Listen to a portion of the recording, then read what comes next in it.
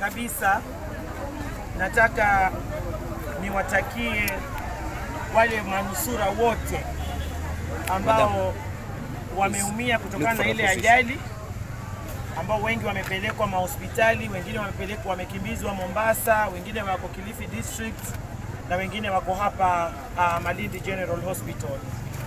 Pia vile vile nitoe rambirambi zangu kwa familia zote ambazo zimefikwa na msiba huu wa kupoteza wapendwa wao. Kusema ule ukweli, ni janga kubwa sana kwa familia na kwa watu wa Malindi wote na Kilifi County kwa ujumla.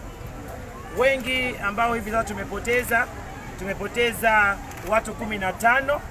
Nimeingia hapa mochari mimi mwenyewe, nimeenda kujionea. Ni jambo la kusikitisha sana.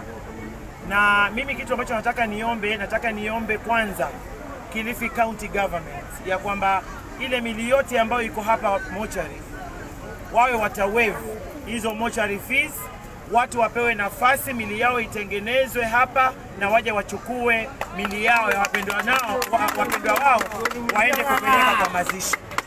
Wasichajiwe chochote na wasiulizwe chochote. Wale ambao wanatibiwa pia katika hospitali hii watibiwe, na kama imefika wakati wa kwenda nyumbani pia hizo bill zao zikuwe waived.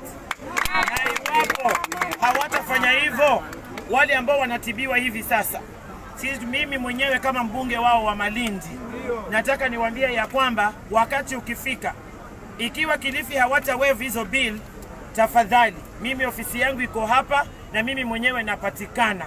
Tushirikiane, nitashirikiana na nyinyi kuhakikisha kwamba tumelipa hiyo bill ambayo ni za wagonjwa. Na jambo moja ambalo nataka nilizungumze, na hili sasa nataka kuaddress the national government, ya kwamba KENHA kwa sababu ya uzembe wao, hii ajali imefanyika kwa sababu ya barabara ilivyochimbwa katika hizi kingo zake.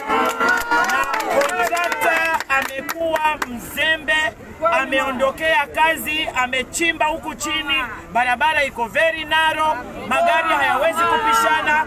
Hicho ndio chanzo kikubwa ambacho kimefanya haya magari kwa kujitetea. Hakuna mtu angetaka kuanguka upande wa pili kwa sababu kuna mashimo ambayo contractors wameyachimba. Kwa hivyo mimi nataka contractor ambaye ako katika site hii ya kutengeneza hiyo barabara to be held responsible. Kwa ajali ya hawa watu wote ambao hivi sasa wameaga dunia na wale ambao bado ni wagonjwa. Tunataka serikali ihakikishe contractor huyu hawezi kuponyoka ndani ya mikono ya hawa wote ambao wamepoteza wapendwa wao. Kwa sababu yeye ndio chanzo kikubwa na yeye ndio amesababisha ajali hii kwa uzembe wake.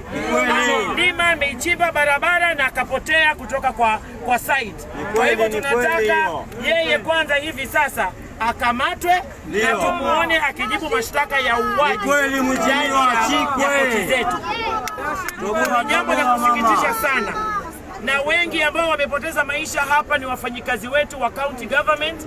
Tumefanya nao kazi, tunawajua na tunazidi kuziombea familia zao. Mungu awape subra na imani na awatie nguvu.